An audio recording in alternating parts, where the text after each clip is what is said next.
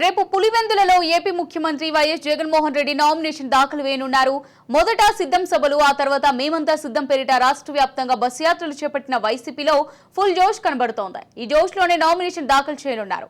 రేపు ఉదయం 11:25 నుంచి 11:40 మధ్య ముఖ్యమంత్రి జగన్ నామినేషన్ దాఖలు చేయనున్నారు.